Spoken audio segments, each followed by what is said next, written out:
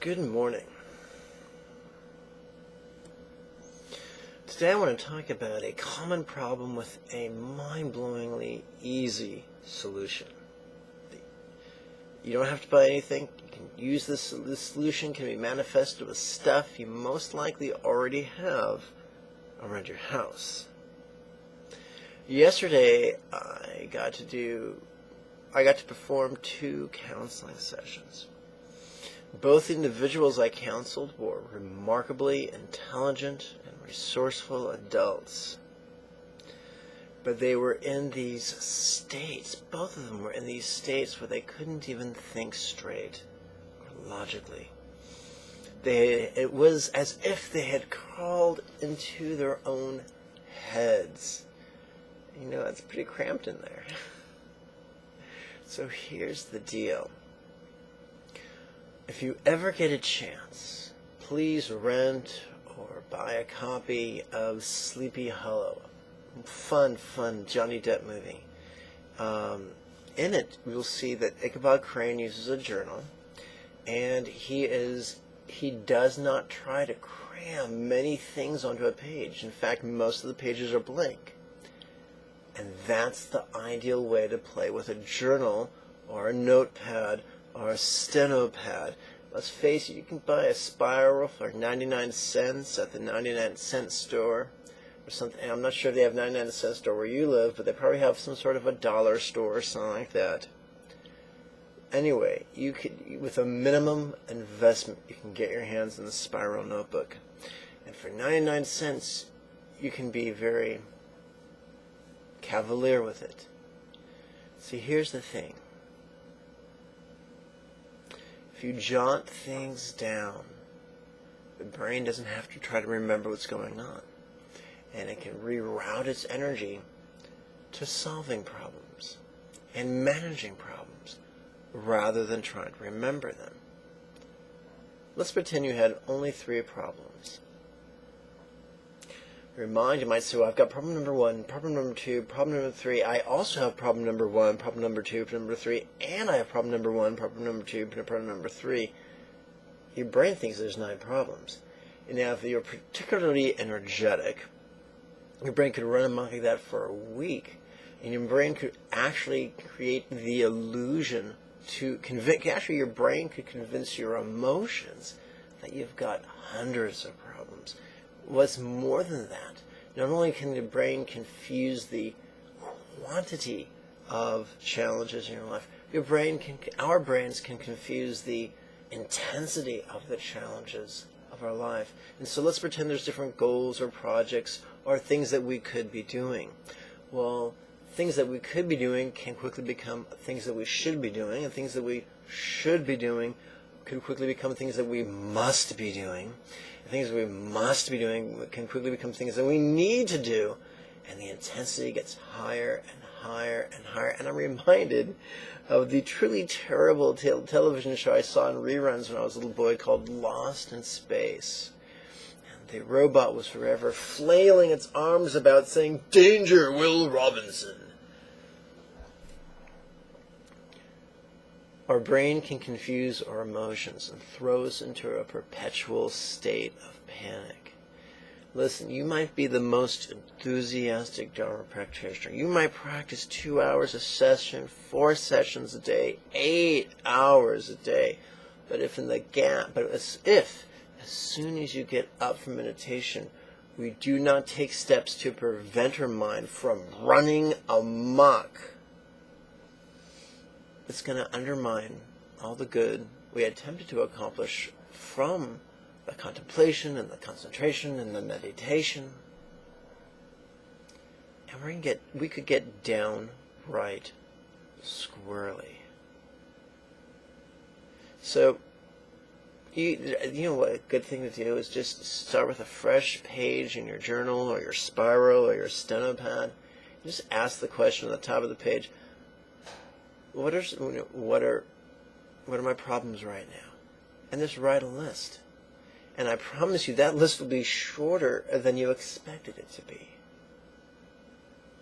And then on the next page, you can just prioritize that in order of importance.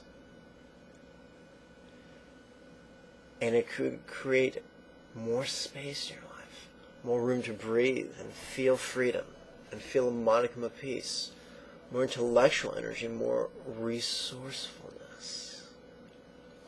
There is this myth that says we must manipulate others to get them to do what we want. Folks, I'm here to tell you that that might work some of the time in the short term, but in the long term, that is destructive. That will breed resentment. If it's foolish to try to manipulate others, I assure you it is more than twice as foolish to try to manipulate ourselves. But yet you can read books printed in the 90s and the 80s talking about getting leverage upon yourself. And all that does is make us just as nutty as a shithouse rat. That's right, I said rat. Oh yeah, I said it.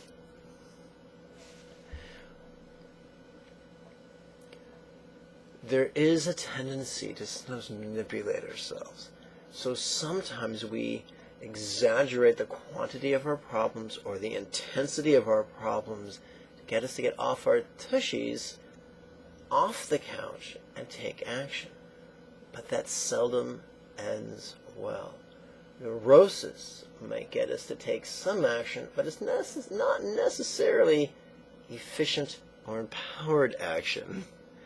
And that's what we require to truly make our lives into a work of art.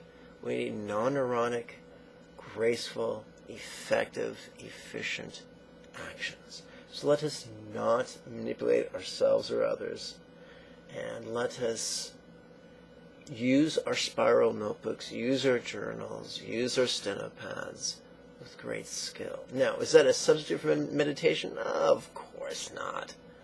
But it'll make your life much, much easier.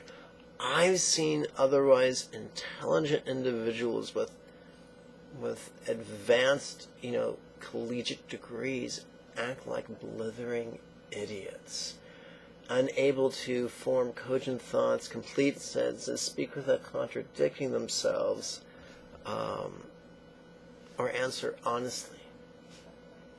Not because they were inherently deceitful, because they were completely confused, unable to clearly see the world around them, no less the world within them. We can go such a long way to preventing that by simply working with the power of pen and paper. There was a time, my friends, in the pre-literate era, in the pre-industrial era, where writing implements and writing surfaces were rare.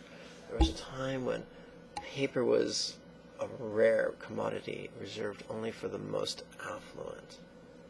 In fact, in my favorite composition by Karma Jigme Rinpoche, it says, these lines were written down in gratitude to a layman's offering of paper. Man, if you are living in a time where paper is an awesome offering, that's the time when paper is a precious commodity. But it no longer is. You can pick up pen and paper at the dollar store and make huge strides to greater intellectual and emotional health, resiliency, and resourcefulness. I'm reminded of something I read somewhere that says one of the most important things a young man learned from the Marine Special Forces was assess, improvise, adapt, overcome. That's really important. I teach awareness, devotion, awareness, love, and letting go. But it's tough to really practice awareness if we've clouded our own awareness with exaggerations and distortions of reality. Do yourself a favor. grab a pen, grab a piece of paper, use it skillfully, and watch how your life becomes much more manageable in a relatively short period of time. I'm not talking months. I'm talking minutes and hours.